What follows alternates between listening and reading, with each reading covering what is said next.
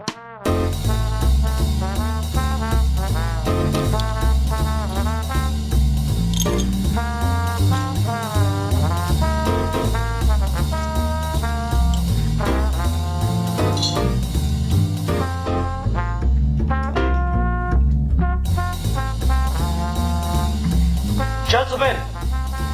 the time has come once again to discuss things.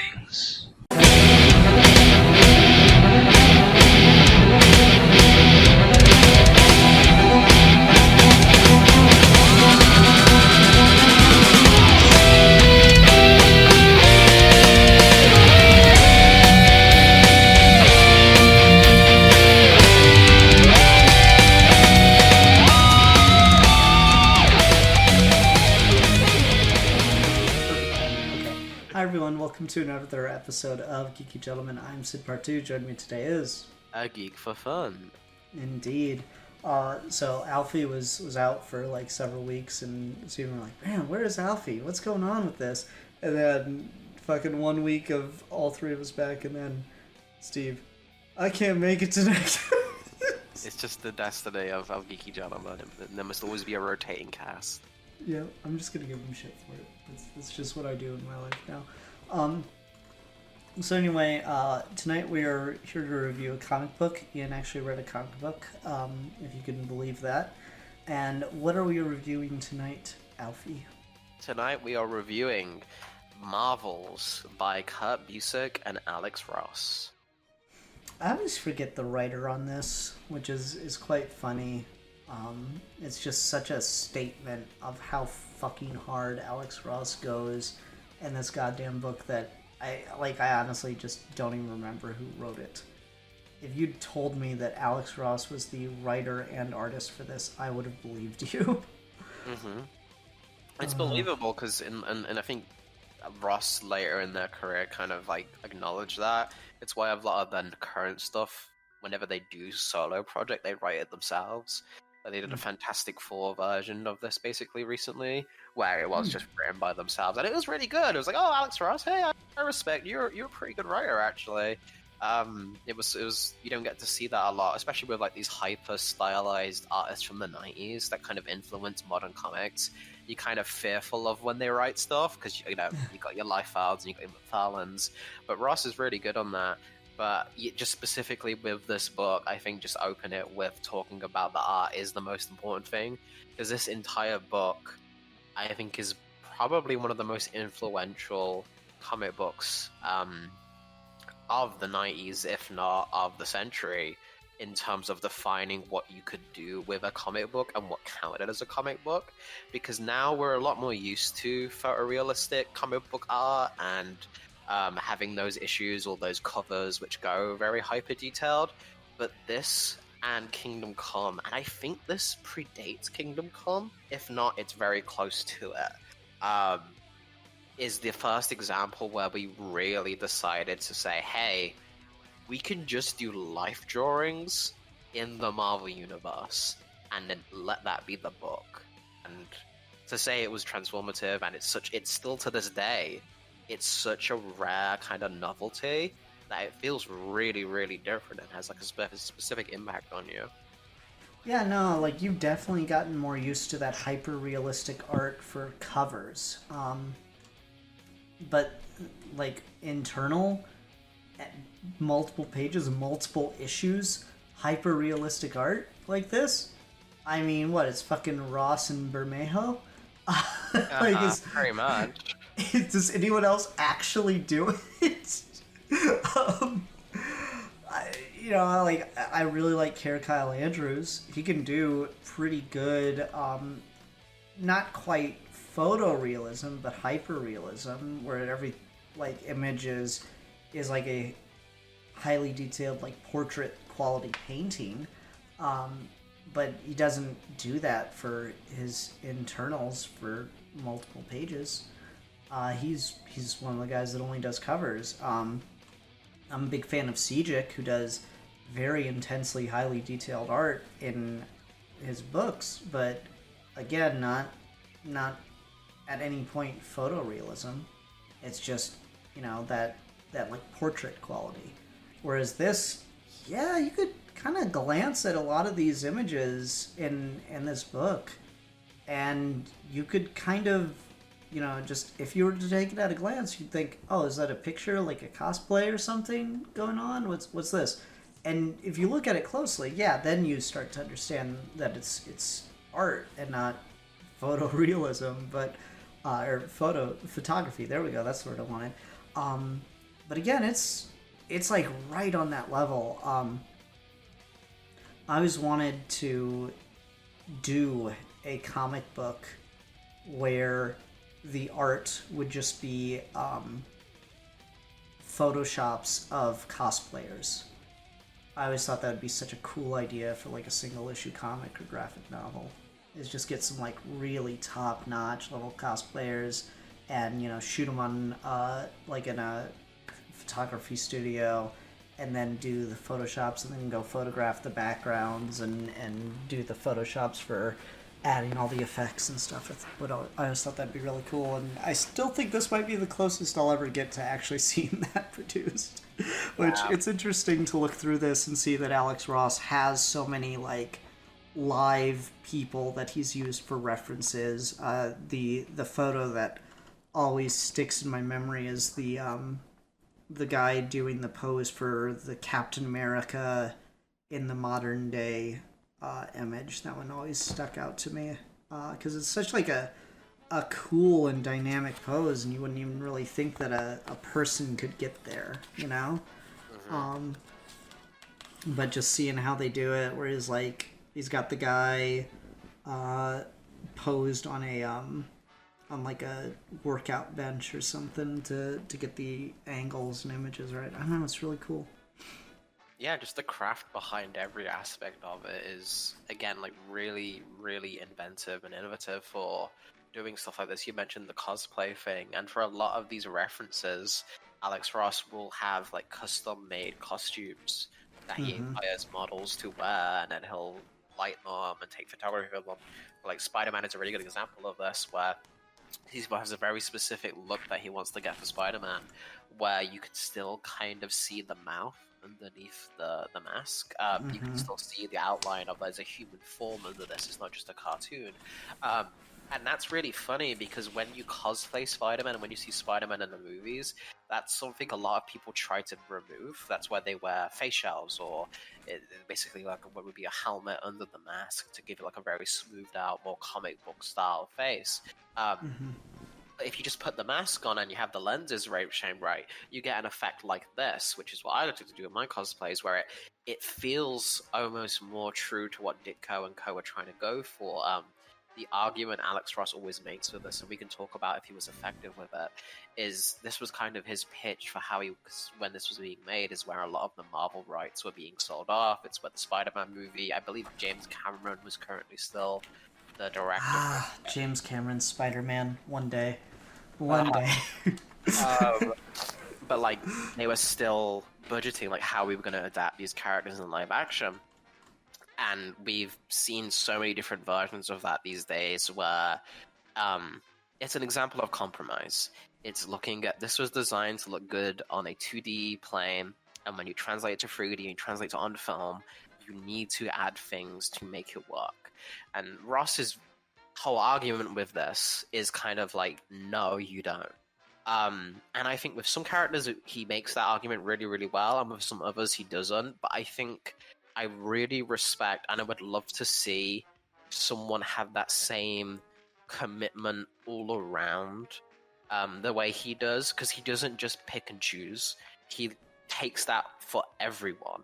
Spider-Man, when you do just the bodysuit, always kind of works, but the Green Goblin doesn't always. Captain America doesn't always, but Ross really commits, like, no, everyone in this universe is drawn exactly how they are in the books by Kirby, by Ditko, by Wally Wood, by everyone, and I'm just translating to that to what it would look like if we were in that universe. And I find that fascinating. I think that's such an interesting visual that gives it's realism, but because they're wearing these outfits, it's still like removed, and it feels almost like what the book is, which is an alt history. It feels like we're taking a look into a world where the rules are the same, but they don't quite make sense. and I really, really like that. Oh, absolutely. 100% agree. Just the way it's so cool how well crafted this book is, and just how, you know, the idea of taking those comic book costumes straight off the page and putting them into the real world seems hokey, and there's all kinds of arguments about it. We've been hearing them since the first X-Men movie. But to just see it taken with no tweaks really, just trying to be as straight up to the original design as possible, and put it in like looking like someone that could just walk off the page and be in your fucking living room with you or whatever as you're reading. It's super super effective to see the way Ross sells it. I'd still argue there's characters who absolutely that would never work for, like original comic book Electro. Is I think inarguably one of the worst costumes. But at the same time, man, oh man, does he make a compelling argument for it. It's really, really impressive stuff. Yeah, I fucking love Ross's art in this book, which is so weird, and it probably shouldn't be, and it's probably because I'm a bad comic book fan. It's weird to spend not only just this much time talking about the art, but to put the art this high above the story. To like talk about the art this much in comparison to the story. Usually, I think it's human nature to do the exact opposite. That being said, it's not that it's a bad story. It's in fact really, really good, and I find it really, really touching a lot of the times. But man, it's crazy how much the art just runs away with this book and steals the show. I feel like if this was, because I agree with you, I find this is still a really good story on its own, but I feel like if this was drawn by another artist in a more traditional comic style, this would just be another good Kurt Busiek book, which there are a bunch of, but he's not a writer we talk about in the Hollowed Halls. And he's never had something that's quite as big as this again. The closest we've got... I'd put him somewhere like there with like Wade, maybe. You think that's fair? Yeah, I think that's a really good comparison. Which is again funny that they're both their biggest books were drawn by Alex Ross. But like that's like they're very good writers and they're very solid. It's just they never had that different take that kind of propelled them on their own to this is something we haven't seen before. It's just what we have seen before, but in a very high competent way. And that's, again, framing it that way I think is very disparaging, but I think it actually takes a lot of skill to do that. I think it takes a lot of skill to be someone who doesn't want to break the rules of the world. Busiek comes from that Wade school of thought where he really likes everything that's come before. He's a continuity buff. He's read every issue of Marvel Comics. And so when you ask someone to write a book which is framed from a photographer's life living through Marvel from the beginning to the early 70s. And we go all the way from the dawn of the Human Torch to the death of Gwen Stacy. You want someone who knows all of that material, like the back of the hand, but can still write. And sometimes you can get a really good writer who we wouldn't trust to be that good of a continuity buff, who just, they'd get mistakes wrong, they'd get details missing. Busiek wrote an entire series called Untold Tales of Spider-Man, which is literally written between panels of the Stan Lee and the Ditko Spider-Man run, and the continuity is so tight in that series that at the back of every issue there's like a guide showing this is where this cup was placed after Peter Parker placed it down in the Steve Ditko issue, and this is where in our story we pick it up and move it to that level of degree. I'm not normally a fan of that, but I think in examples like this, it's so well crafted and it so suits the story being almost like a documentary of the Marvel Universe where we get to see it as a history. You want someone who's a scholar of Marvel at that point. And I think Busiek does a really good job of being that while still having really good dialogue and we're still having really good pacing and still being able to tell an emotional story and not getting bogged down by that, which again, it's workmanlike, it's craftsmanship, but it's really, really impressive. Again, the best example I could give it would be like a biopic, and those are tough to write.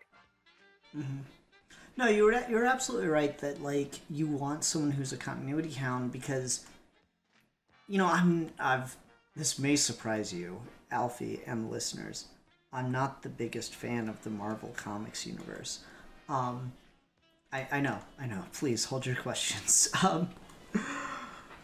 But it would not be as effective a story if you had someone who didn't have that reverence for the continuity, the moments as these books came out that just floored people and shaped the universe and the landscape of these stories. Um, the Galactus showing up for the first time, the Human Torch and the Submariner fighting and nearly, drowning New York City, the existence of mutants and Trask and the Sentinels and all that stuff. Those are like big iconic moments that even someone that's not a Marvel fan knows about, all the way up until the death of Gwen Stacy, and the fact that like that our lead character is the one that takes the picture of her dying, that like he's ready to take the picture, he's so sure Spider-Man will save her, and then he doesn't, and that's like the moment where he had to quit. He couldn't do this job anymore. He couldn't be a part of it. He had to retire. He's gotten too old. He can't see it anymore. Like, oh my god, I fucking love that so much. It's so sad, but there's so much like truth to it, and it's just that like I think that more than anything I've ever read or seen makes the best case for this is the death of the Silver Age. You know? Like, oh my god, the way that scene is framed within the story is just amazing to me. And that's something where I feel like, as we've talked about comics, and this is no stranger to talking about on this show. I mean, we're literally talking to the Kyle Rayner scholar. The topic of fridging and is Gwen Stacy's death a fridging is something that I think is very interesting because in many ways it's the most high profile one, it's the biggest one, but I also think it's the one that avoids that because specifically even just how it's handled in this book, Busiek still makes sure to make this about Gwen and Gwen's effect on people and what Gwen as a character was, where she wasn't. We get this very like angelic depiction of her and how she's drawn, but how she talks about things is still very much in the haven't got over my father's death. I still blame Spider. She's still a real person in this, and it feels a lot closer to, in the same way I was talking about like a documentary, where you see archive footage of people who were murdered or died, and they're just regular people, and then they become these larger-than-life figures once they're part of these horrific events. And taking the death of Gwen Stacy, which is such a big, like I said, industry moment, it's something that kind of changed what you could do in comics and what you could tell in comics and change the character of Spider-Man forever from that point, I think makes a good argument for how this isn't something you can replicate and it isn't something that should be talked about in the same ways because it's almost a bigger thing. And when you treat it with that reverence, when you treat it with that level of almost in the same way of like how America as a nation around this time was also forced to grow up and get a little darker and get a little bit more aware of that the world wasn't what we thought it was, that the heroes that we held up weren't able to solve all of our problems, which is a very Marvel specific idea and very Marvel specific note. That we go for all of that, I think is just phenomenal, and I think it's one of my favorite depictions of that moment where we're placed in the same world as a reader, but even more detached this time because we're not following Spider-Man. We're following Spider-Man as this third figure, and when you see it from the perspective of Uric, I can't believe I love that we can't remember the fucking like the dude. the name of the main character. Like it's not like they don't say it a bunch. Oh, Phil, Phil. Phil. Sorry about that. I always get mixed up with Ben Urich being this guy because I think that was the original pitch. but then they decided to go for an original character, which I think was the better way, because then you can have someone who's more standalone. But when we have Phil go through this and doesn't know who Spider-Man is, doesn't know the connection, just seeing people from these third parties, you really get why the public would be like, yeah, maybe fuck this guy. Like, when you're divorced from knowing all of their secret identities and you are just the bystander on the ground, and so many of these shots are from the ground level. We're not up high when we look at these characters. We're always shooting from below to enhance just how crazy this would be to see this outside of your window. It really that just shot of Spider-Man crawling across the Daily Bugle building. right. And can you imagine how nuts that would be if you just looked out your window in your office and then just someone's crawling on the window and then walks away? It would change your life. And yet this becoming a daily occurrence really brings back that awe that as a superhero fan, especially these days, once we have so many of these things in film, once we've seen so many of these things in live action, it's really impressive that this book still captures that, because in many ways it still feels like these are the uncompromised versions. The Spider-Man you see in a movie is Andrew Garfield's Spider-Man, or it's Tom Holland's Spider-Man, or it's Tobey Maguire's Spider-Man. It's not the primal Spider-Man that you read in your books as a kid. This, despite being photorealistic, feels like that guy out your window, and it's just like a different energy to it. Okay, 3 things. Because you like in that you made me think of so many fucking things. So we'll see if I can remember all 3 of these things. Sure. Thing number 1, you should listen to Kirby Crackle's "World Full of Heroes." I really fucking like that song, but it's like that would be in my mind the song for this book in a way, because it's just about like wanting to be in these worlds, like wanting to just live in a comic book world in like that very childhood like way of it'd be so like I'd go hang out with the guys. I'd go, what's the line in it? It's like, I want to go pump iron with Colossus or something like that. It's like, I want to go work out with Colossus. It's so fucking cool.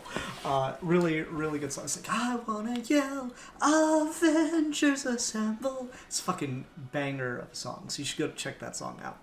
Thing number 2, I love, like you were talking about the way in which this is framed as, yeah, maybe Spider-Man would be a little creepy, you know, like when the girls are playing and just like, okay, you be Spider-Man. Yuck. This is a really good bit.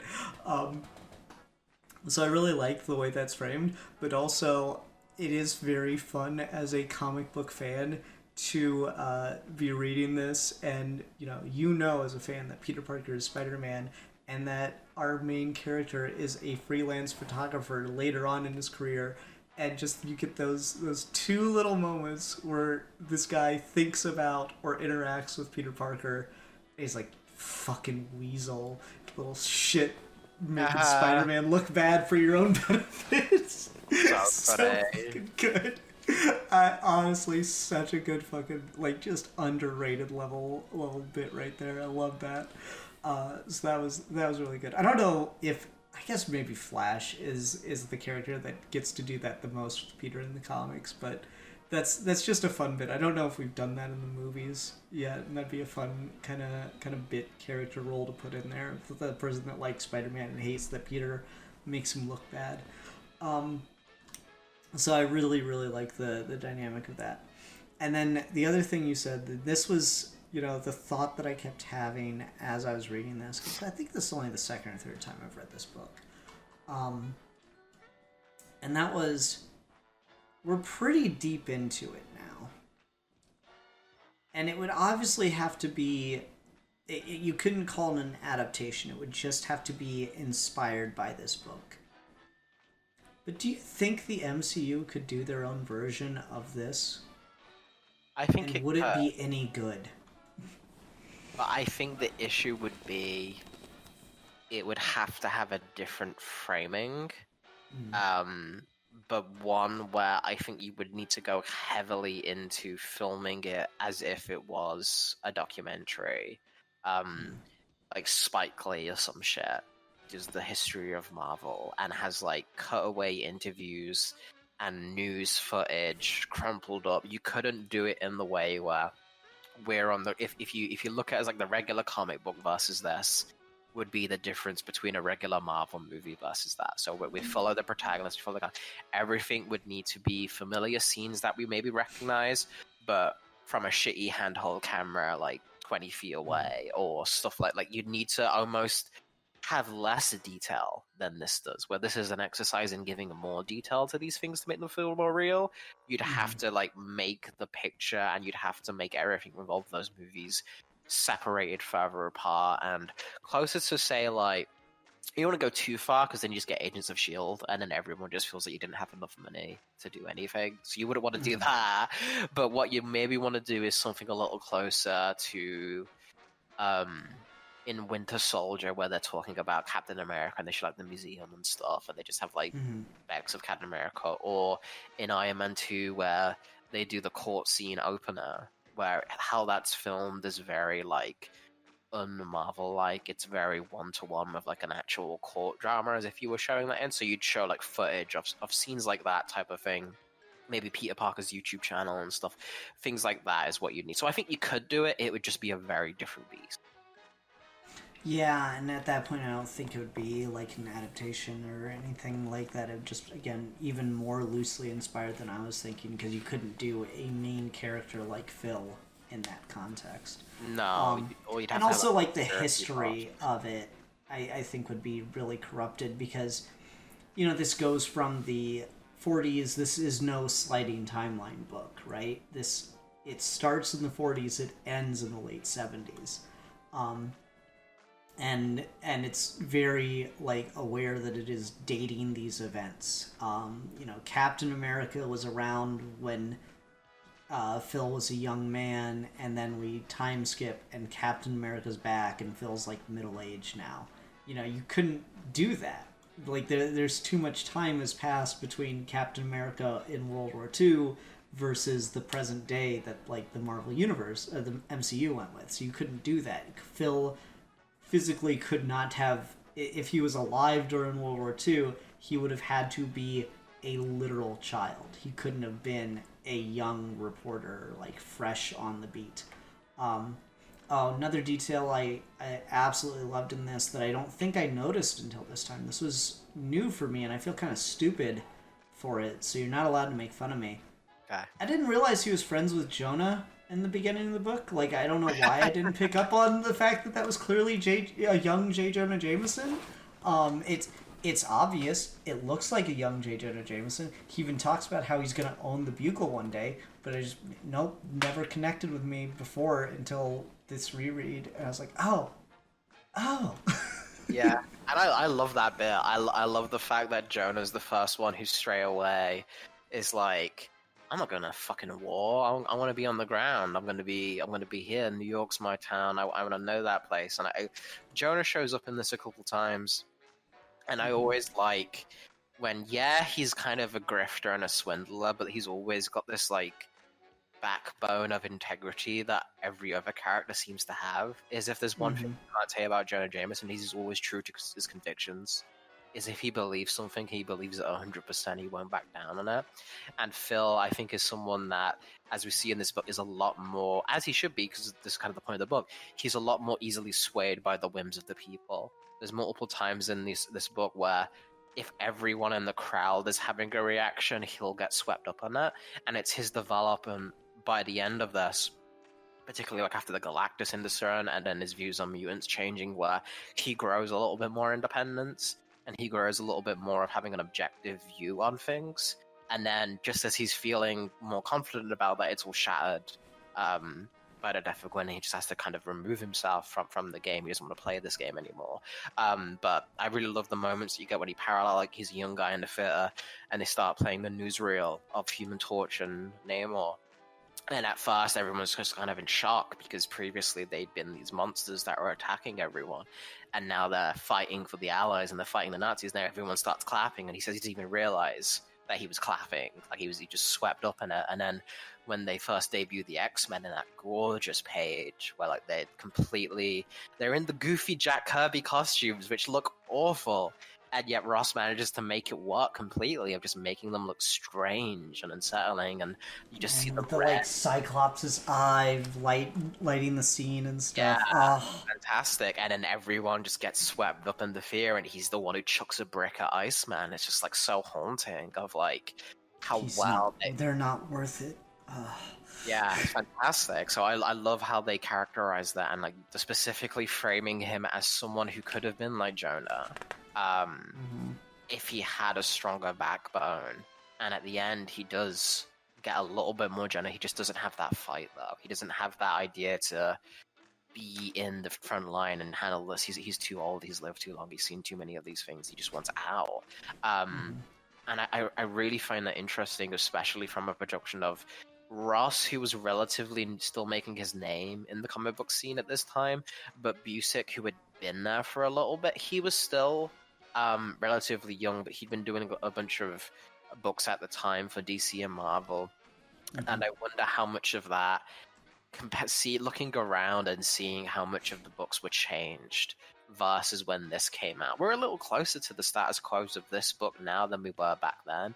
In the 90s, we had everything to do with the Clone Saga, everything to do with the X-Men and Jim Lee's Apocalypse, and everything to do with the Avengers one, even the Avengers. Grant Morrison had to fight to get the official Justice League roster.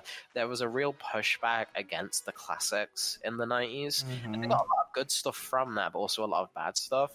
And it seems that Kingdom Come and this as a piece were the things that were making more of an argument for it. But this Kingdom Come ends on a lot more of a, we can find a way to work within that, and the old guard can return. The way this ends is a lot more kind of like, no, it's over, we're fucked, which I think is really, really interesting that this ends on such a kind of bittersweet note, and we don't continue past this to where Phil finds peace, but he finds peace by leaving the Marvel Universe. And then the final little bit at the end where his friend, the little boy that comes over, ends Danny up... Ketch? Yeah. Fucking Ghost Rider. Ghost Rider is like, you can't escape it. You never can escape. And Ghost Rider is a perfect pick for that because he's a literal demon. So the takeaway from this book is the Marvels are like these demons that will forever haunt your life once you enter it. And I think that's a really, really interesting takeaway. And it's not necessarily wholly negative. He still has a pretty good life. He's still done pretty important work. But it's not really happy either. I know, it's very complicated. I think that's really interesting. So let me tell your thoughts.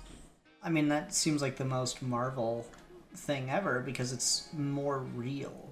It's not like trying to be uplifting or trying to put a like positive spin on it. Like Marvel's always, I don't know if always, but one of Marvel's big appeals is everything's tried to feel more true to life than DC did. Like DC eventually started following it and trying to replicate it. But Marvel's always been about just trying to be... Oh, crap. My daughter's awake. I gotta go take care of her real quick. Sorry. Don't worry.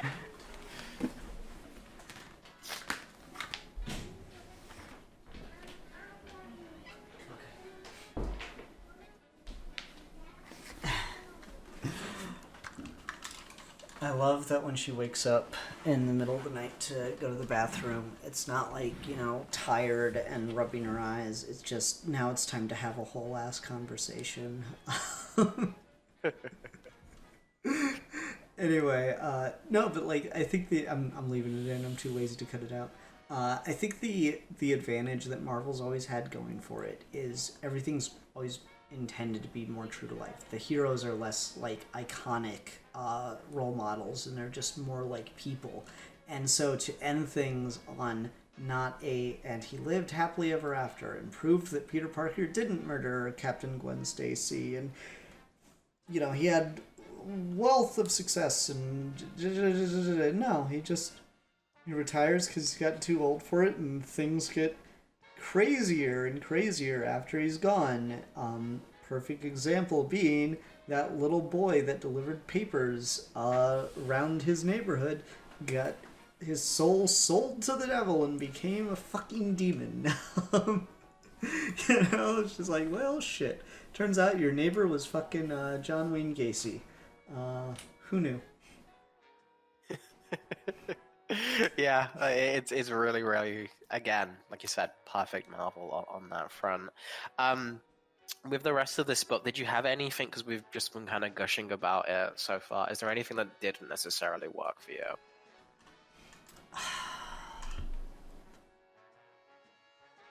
I don't know. That's a good question. I'm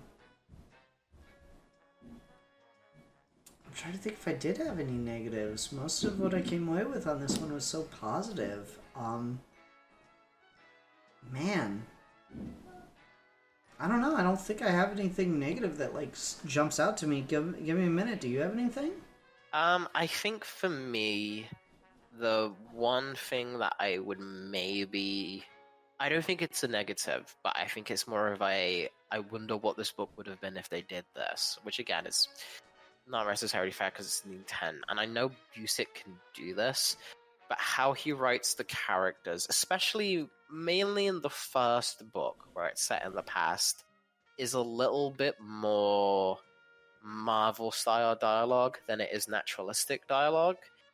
It's not all the way there, and it is still, again, the time period, so it feels more fitting, and I see why he did it. But I wonder if, as an introduction to these things being so out of the ordinary, if there was a little more of an attempt to have more kind of realistic interactions between the characters and interactions with people in the crowd, and then have that sharp contrast. And then once we move into a world that's been defined by these heroes for a little bit longer, if then the dialogue gets a little bit more what we believe to be superhero-like, the fact that it goes the opposite way, I think is really interesting, but I'm not sure it 100% worked for me in the way it was. Specifically on this reread is when I've noticed that. Normally I don't pay much attention to it, but I think I've consumed a lot more period pieces of that time which get away with more naturalistic dialogue for the thing, and I think it might have benefited more from having that. But at the same time, what's here is still good. It's just, it was something where I thought it was a little bit at odds with the rest of the artwork being so hyper real. Is the characters themselves, their voices not being super real at first. Once we get past that, Phil really turned into a believable speaking human being, where like everything he talks about sounds like really just, that's what a natural person would say. But before that, I do think there was a little bit out with the art. No, I can understand that. Because it's, I don't know, it's hard. It's a hard balance to hit for like, how do you do dialogue from the 40s or whatever, and not have it feel like the talkies? Because you know, when you have characters in a movie that talk like this, that was never a real accent. That was never actually how people talk. That was just something that it's called the transatlantic accent. It was developed for radio and early film, to, you know, be something that both Americans and Brits could consume and like enjoy, I guess, without it becoming too distracting. So it's never like how people actually talked, but whenever we see stuff set in those eras, because we're just familiar with the films and the media from that time and not like more actual recordings and actual like images and audio of people, that's how we tend to have those people talk. And that's kind of an interesting little I don't know what the word for that is. Is it a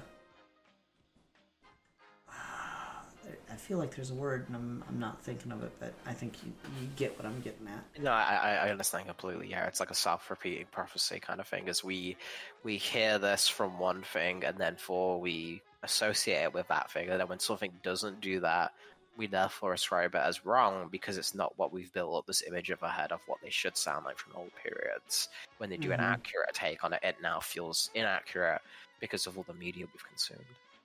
Yep, 100%. I mean, it's, you know, Steve and I were talking about like ninjas a couple weeks ago or whatever, and you know, fucking they didn't exist. What we think of as a ninja didn't fucking exist. But if you show ninjas in your movie and you made it like, you know, a historically accurate ninja, people would go like, well, that's not really what a ninja did, you know? It's like, no, this is in fact exactly what a ninja did.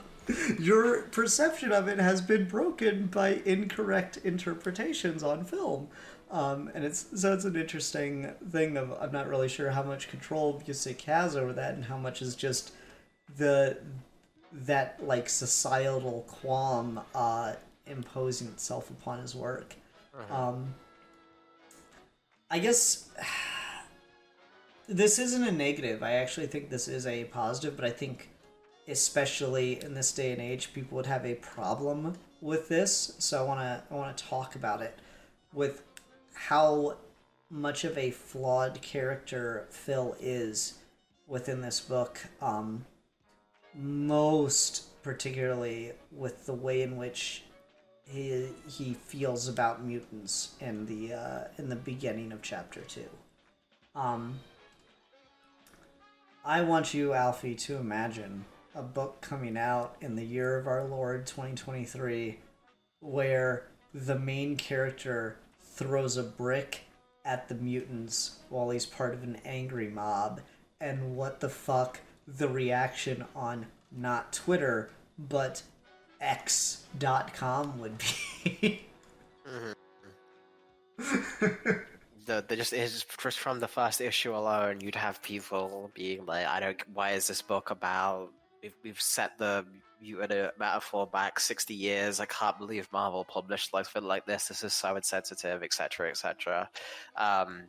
Which again is just a really bad way of not letting that play out properly. Because if you want to have that actually have strength, if you actually want to have that whole thing stand for something, then yeah, you've got to let people fucking hate the X-Men, because that's the whole point of the X-Men. If they don't get feared and mistrusted by the world around them, they don't have that power. They don't stand for anything. And by having a protagonist go through that arc, you're not necessarily supposed to be rooting for him during all of this. He's just the guy on the ground that takes you there. By the end, I think you argued you're meant to be on his side and rooting for him, but for those first 2 books, I really think he is more meant to be a stand-in for the average person on the ground in Marvel and what they were thinking and feeling. It's only past that point where the totality of his experiences kind of forge him into a more independent person and a more independent character. But then by that point, now that he's become a character in the Marvel Universe, his life has to get worse, which is just how that works. Yeah, I don't know, like I thought that was just a really interesting scene, and it's weird because I'd remembered reading this, I remembered him having like the mutant girl in his basement and his reaction of, she's just a girl, she's just a little girl. And like that was really impactful, and that one really stayed with me. But I'd forgotten before this reread about him. Like, I knew he was afraid of mutants, but I'd forgotten about him like throwing the brick. You know, that was an interesting experience on the reread here. So it's a really, I like flawed, dynamic, interesting characters. I talk about it a lot. Like, that's one of the main advantages Game of Thrones has. I bring this example up so fucking much, but you got a character like Jaime Lannister who in the first episode fucks his sister and pushes a child out of a window of a tower and cripples him, and then you don't really see much more of him throughout season 1, little bits and pieces here and there, and like it really seems like, oh, what a fucking dick, what a piece of shit. And then he gets like captured in season 2 and he manages to escape, and like the rest of that arc for him is just about fucking being humbled to hell and back and getting back to where he thinks he's meant to be. And you just, by the end of that fucking journey with him, you fucking feel for the guy so much. And that's because it's like good fucking character writing. It doesn't matter what a character does because they're fucking paper people. They don't actually exist. You don't have to condone their actions.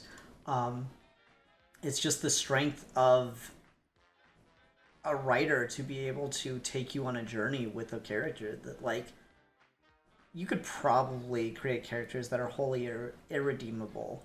But honestly, if you spend enough time with the character and put enough work in and really get inside their head, even if their actions are horrific, you can still somehow manage to make people feel for someone else. And that's just, I don't know, goddamn impressive to me.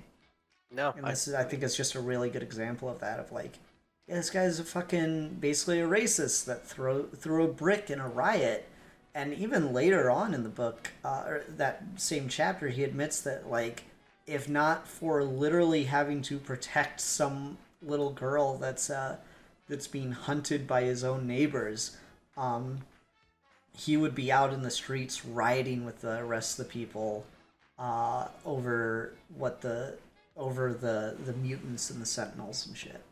And like I don't know, I really really respect that. So it's I think less so when it came out, but more so today. It's a very brave choice in writing and presenting the character. And Ross does such an amazing job of delivering such a just a really really well-rounded character.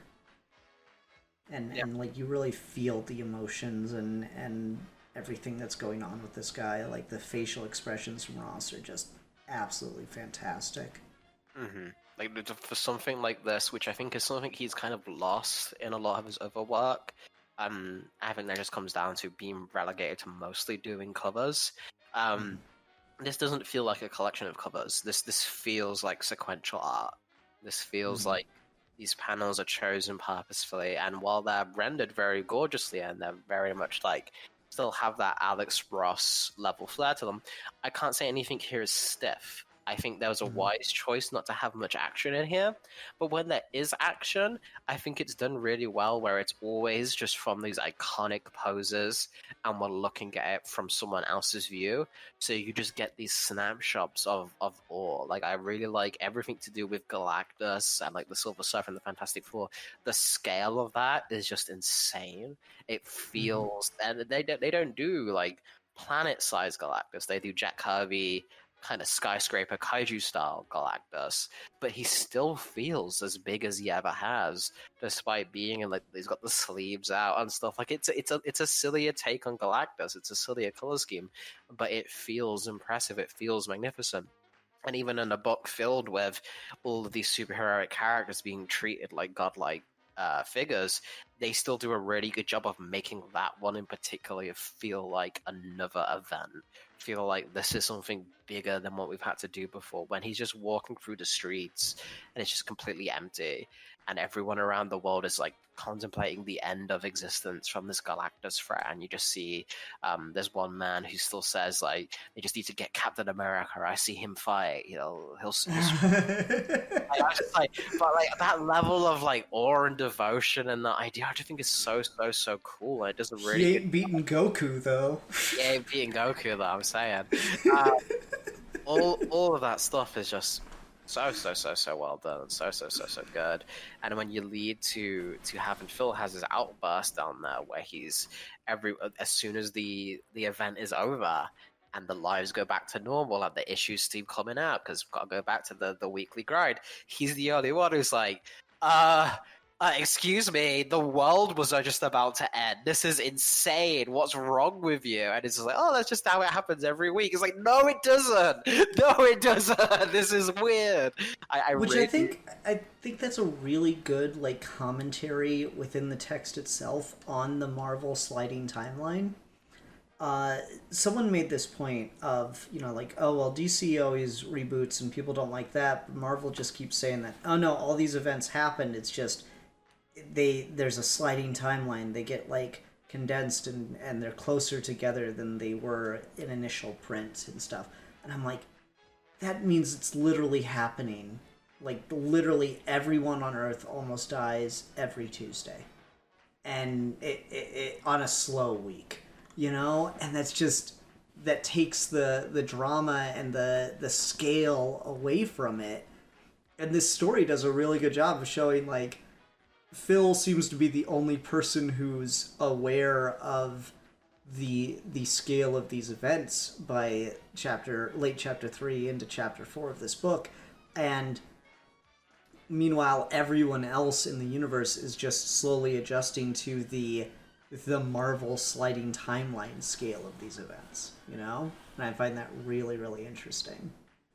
It lets us be in the same place as him, where we're used to these events as well. We're used to just there's a crossover event every year in Marvel and DC as well. Like Superman has to save the world on like a almost twice a day basis. But then having a character within the text just acknowledge the fact that if you actually did live with this and you took a moment to stop and think, you'd lose your mind. Oh yeah, like there's no way that anyone in the Marvel or DC universe goes to therapy for this stuff. No. Because it's just too normal now. You know, like all these terrible things happen to people, and like if even just one of these events happened in the real world, people would need therapy. But I saw a fucking great post the other day where it was a screenshot from Eternals of the fucking hand that had turned to stone for the Eternal coming out of the core, and it's just like stuck in the middle of the fucking Indian Ocean or whatever now. And so it's like people in the people in the MCU just living with this thing right in the middle of the Indian Ocean now, like it's no big deal. And someone else replied to it, was like, well, yeah, to them, they'd already lived through the snap. This is no big deal. And I'm like, but if that happened in real life, people would, like, go there and fucking, like, worship it. And it just, people would need fucking therapy because the hand in the ocean can't hurt you. Like, it'd just be this... There would be two worlds. There would be the world before the fucking hand came out of the ocean and the world after the fucking hand came out of the ocean. It would be the event, and I think that's always just such a really interesting way to look at these stories, to look at them as much as they are the world outside your window for Marvel. I really like it when we take it and just treat it as an alt history. I think it almost works a little better than DC. I think this is the one advantage that Marvel's never rebooting policy has ushered, is the fact that you can do an actual alt history with Marvel from beginning to end, and you don't need to move anything around. With DC, you do kind of need to be like, alright, so if Batman shows up here, how old is he going to be? And does he get replaced at what point? When does Superman show up? When do these people show up? With Marvel, you can just say, yeah, Captain America, Namor, and Human Torch happened at the start.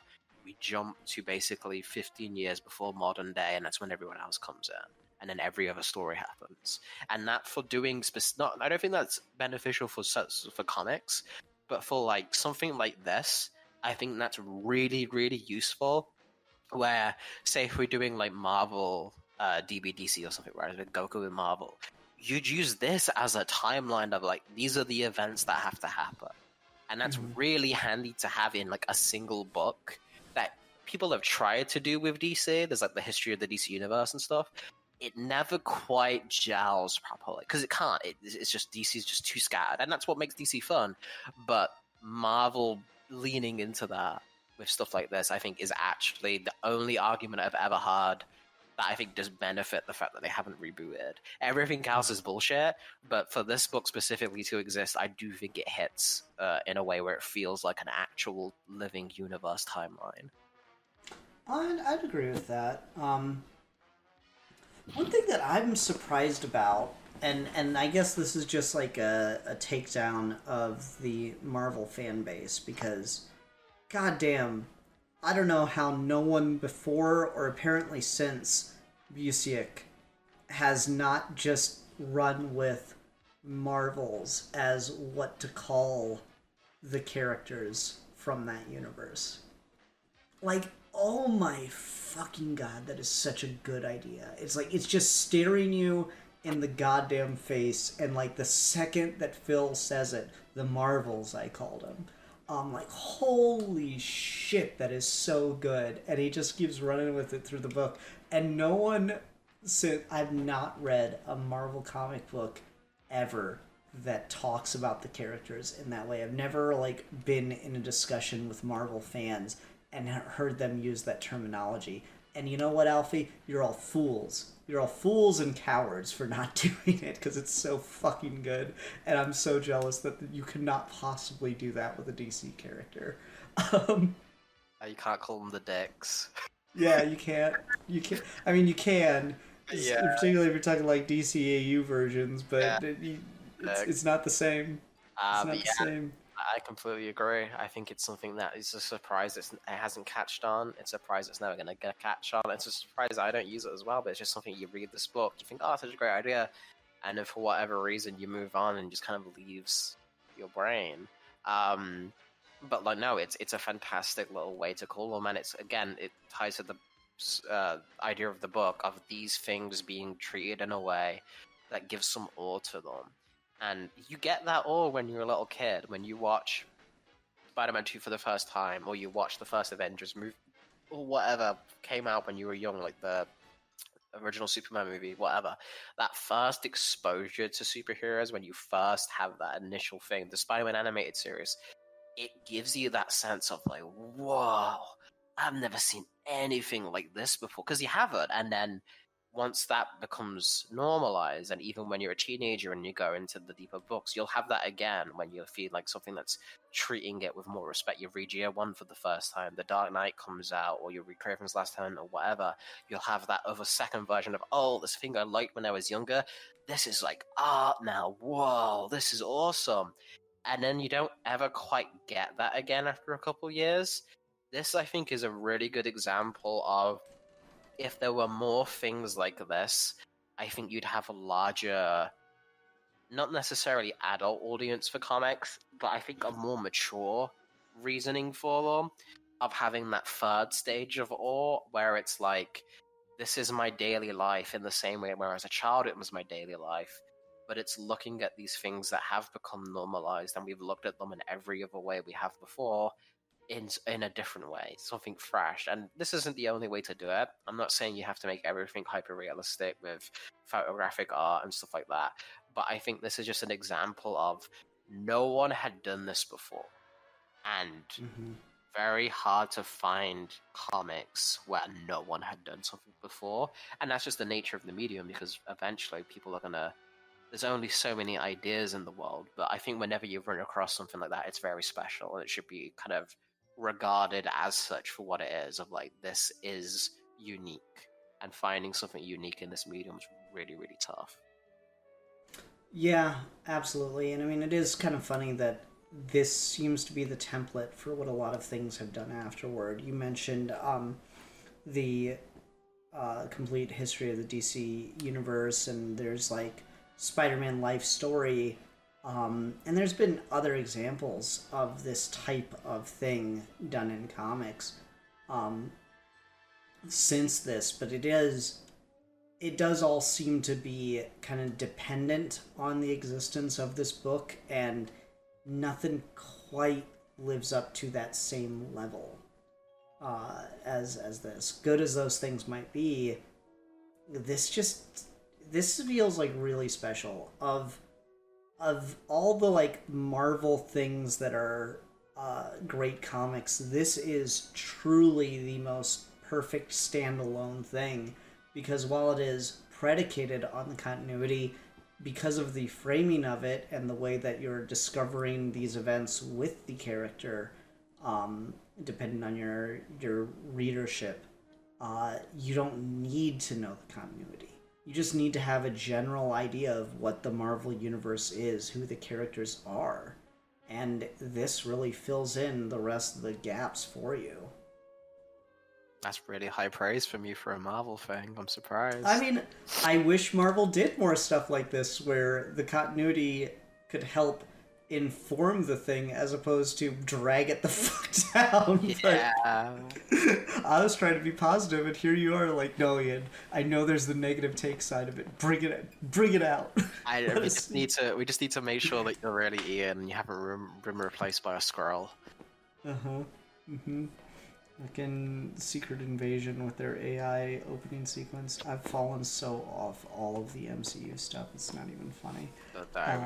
it's even a thought in my brain at this point in my life, man. I'm so free of that. It's so good. It's good to look at stuff like this and be like, it's really funny because it's so fucking funny. You read something like this, and you're like, wow.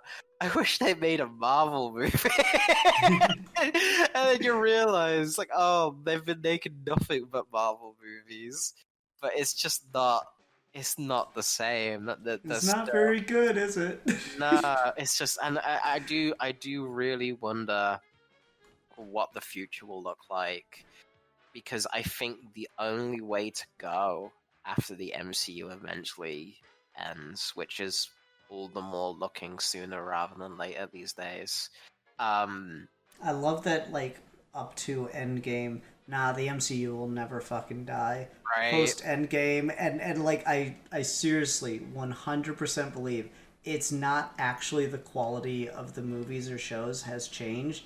It's just the fact that, like, you had Endgame, and then it was Black Widow was supposed to be the next one, but then the pandemic hit, and just because Black Widow kept getting delayed and you had to wait for, like, the shows, people just had enough of a break from the MCU that the hype train completely died for it.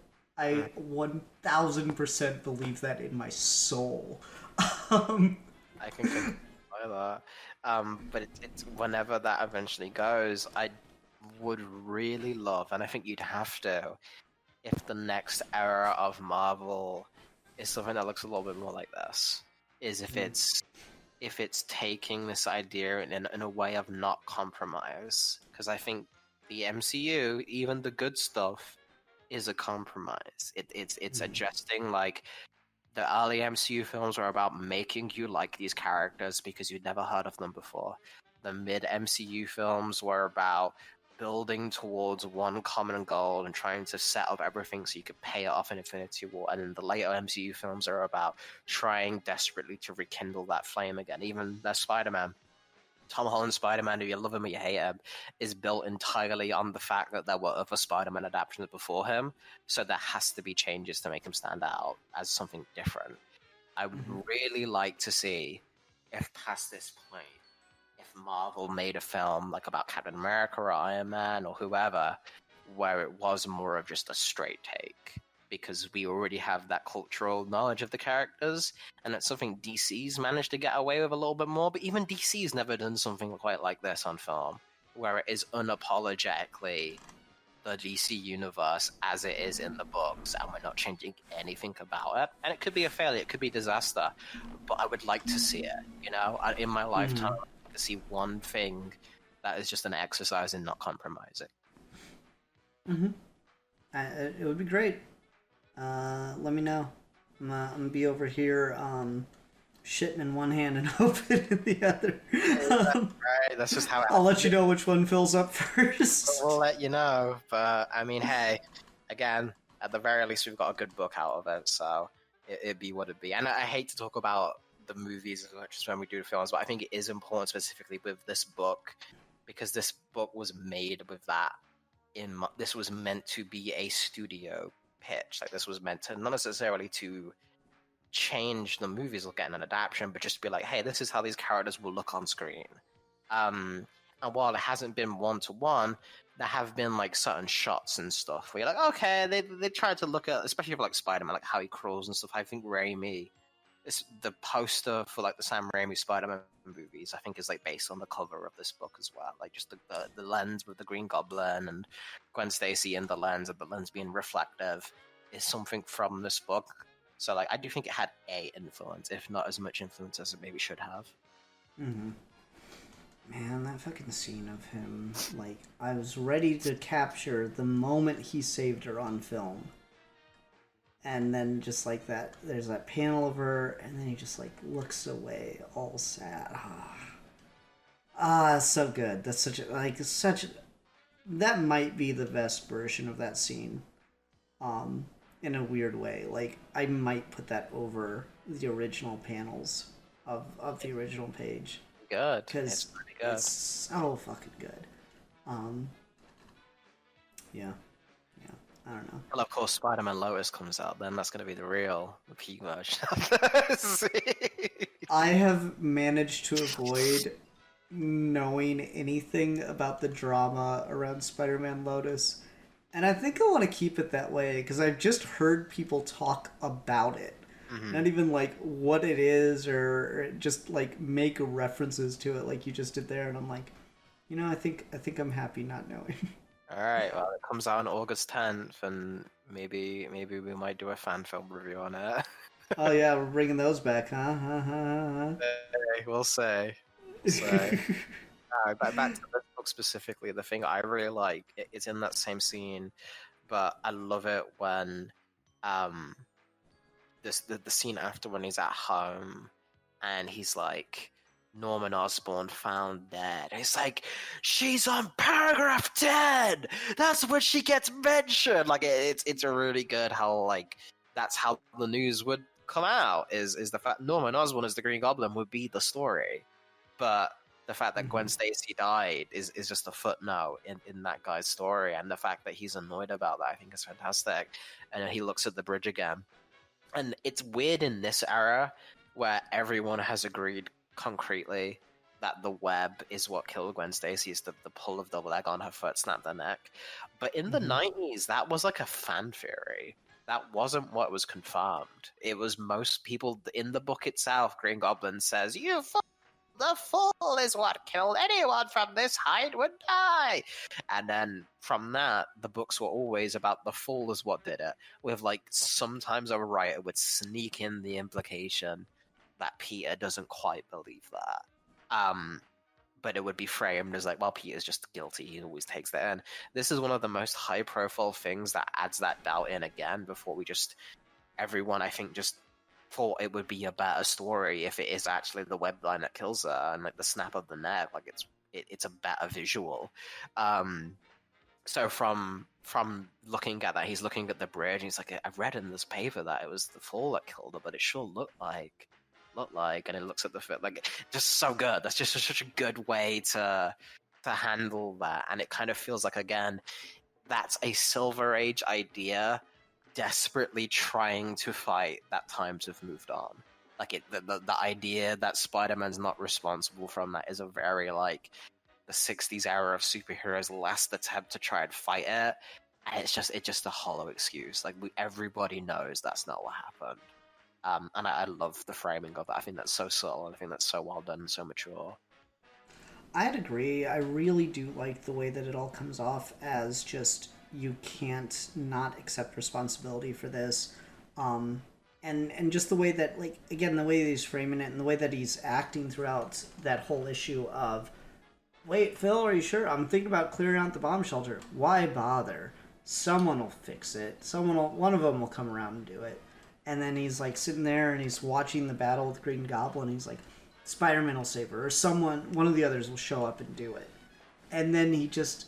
Yeah, no, that's the first time that, like, named character dies that's not part of the origin or something, you know? Like, just... A supporting cast member who wasn't invented with the purpose of dying. Yeah, that's not an Uncle Ben. That's just the first time that you had, like, a Jason Todd-esque moment. That's fucking crazy to think about in retrospect. Like, you'd have characters die in the comics, but they'd be like bystanders. They wouldn't be true characters. There'd be at most a name, you know? But to have it be this character that the audience had grown to love, you gotta give credit where it's due to Leon Ditko for how fucking ballsy a choice that was. But that's the thing is that's not even credit for Lee. It's Jerry Conway and Romita. Oh, okay, that's their era. My bad. No, there was the interesting story about it's the run right after Lee. He only left like 28 issues prior, and Jerry Conway was a young guy, but it was Romita's idea because he was like, the book's getting too stale, and the only way the relationship between Peter and Gwen goes past this point is if they get married. And Stan Lee based Gwen Stacy off his wife. He wanted Gwen to marry Spider-Man. They really liked Mary Jane, and they were kind of like, damn, Mary Jane's got a little bit more chemistry with him. But, like, the plan was always Gwen is the girl he marries eventually. But the way things were going, if we hold this off any longer, it's just going to be unrealistic. So they decided to kill her off instead as a way to kind of bring stakes back to the book and to show something different. And this happened while Stan Lee was out of the country. He was like doing press somewhere else. And he didn't know at first, so they had to message him and be like, "Yeah, we're gonna kill off Gwen." And he's like, "I don't really appreciate this because that's based off my wife, bro. But okay, if you think you got the story." But then Stan Lee being Stan Lee, when he came back to the country and fans revolted, was like, "Oh, I didn't know. I would have never killed off Gwen. That would never have been me," because he didn't want to piss off the fans. But it's a really, really interesting, like, again, like the balls of that, the balls of that choice to go for that.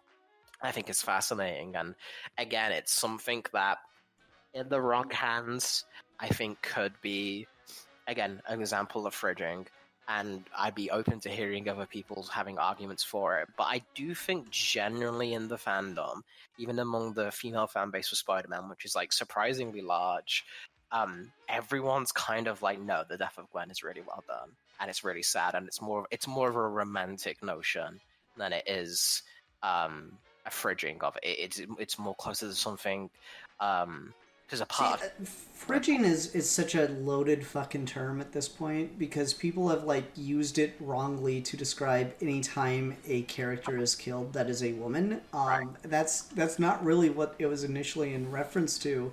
It was in reference to Kyle Rayner's girlfriend Alex, who was introduced in one issue and then dies within like 2 or 3 issues, just to give Kyle like that tragic backstory motivation.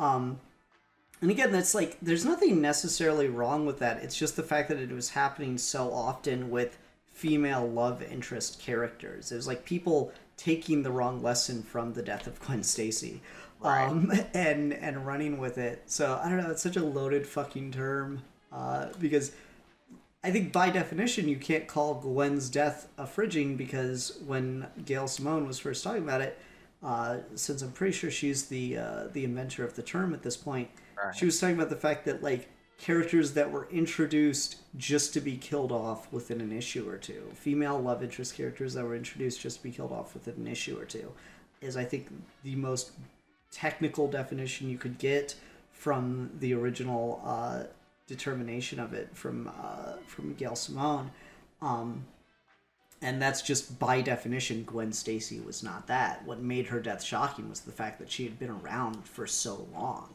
at that point. And yeah, I don't know. This is like a separate conversation. Geeky gentleman fridging. maybe.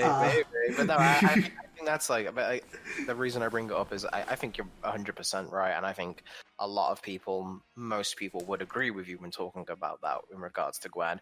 What I think is interesting is the fact that it's a rare example to have a death in comics like that is just so universally accepted.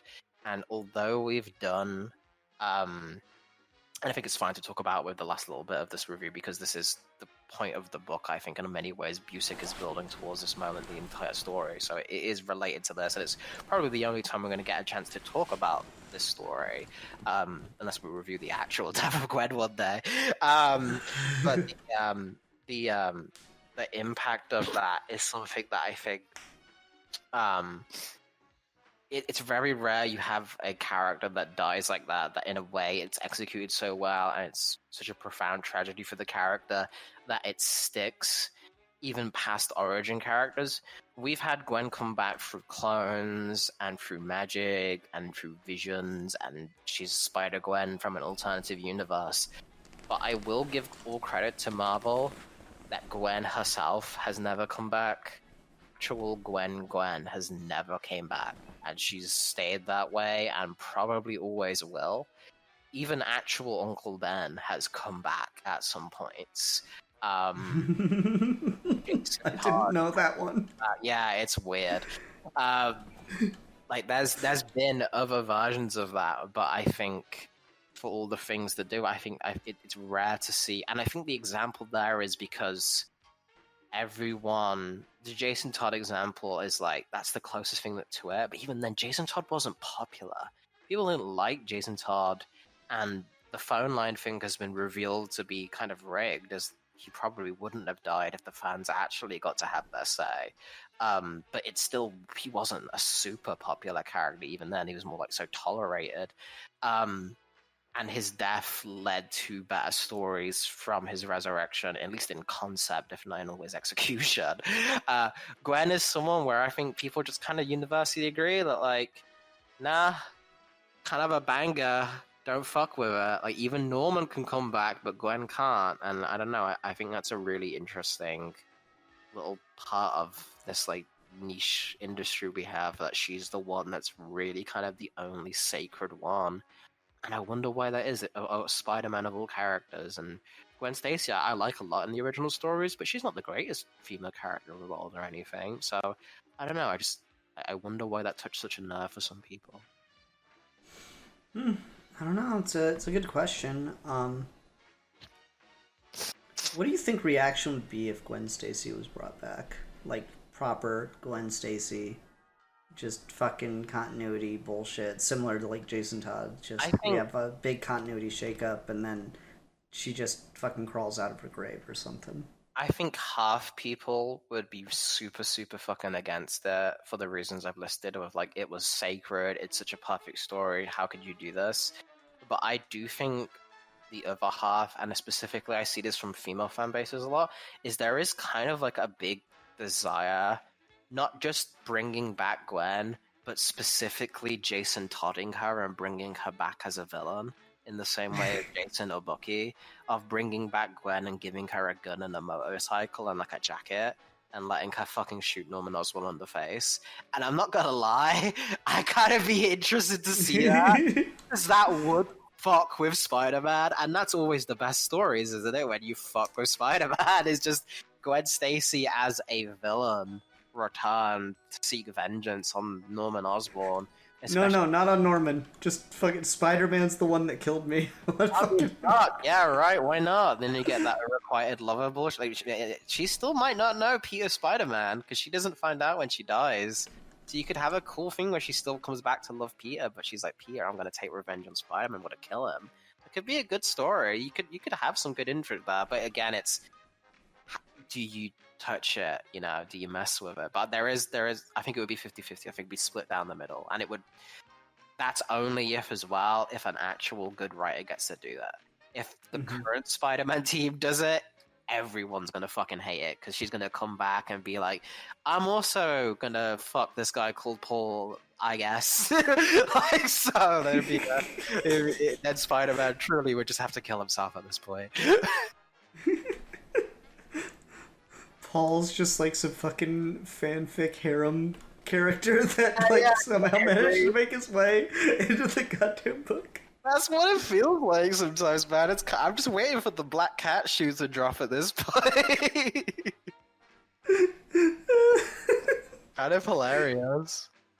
You know what? I'm here for it. I want it to happen. It's like, you remember when fucking like early in like the DVD-DC Discord, when like there was the one guy who was like, hey, I'm your biggest fan. I just want you to do this one thing and cross over your fanfic with this other fanfic about Goku having a harem. It's still my fucking favorite thing of all time. Maybe that's what fucking went down. Who knows, man? Who knows? But yeah, Marvels is a good book, and the death of Gwen is something interesting to talk about. And I'm sorry for taking over the wrap-up part at the end, but we're never going to get another chance to talk about that, and I want to hear your thoughts about it, because it's such a big comic history thing that I don't think we've ever talked about on this channel. Yeah, no, that's fair. It's because Marvel comics are bad.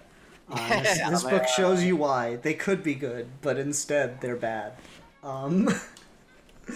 Alright, well, I think that's good enough. We'll just wrap it up there. I don't think there's any point in doing a fucking rating. This is just a good book. Yeah, pretty much. Yeah, alright. Everyone, thank you so much for watching. Until next time, I'm the Philosopher. And I'm a geek for fun. Oh, not the champion of the oppressed anymore. Oh, yeah, that's right. Okay. No, fuck the oppressed. Nope. The oppressed have lost their champion. It's over. I mean, at this point, yeah, it kind of feels like that. And we are your geeky gentlemen, and we'll be discussing things.